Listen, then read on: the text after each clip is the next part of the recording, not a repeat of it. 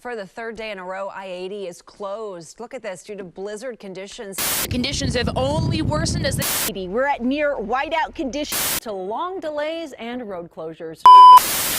Damn, bro, it's fucking snowing. Fuck.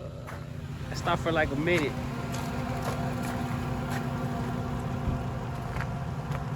This gonna get crazy, dog.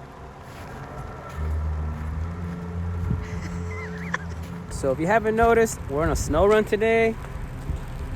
And I think it's gonna be a little more challenging than we thought. It's coming down hard. We're ready. We got the team. But I'm low-key kind of scared. It's kind of a little scary. But let's do it.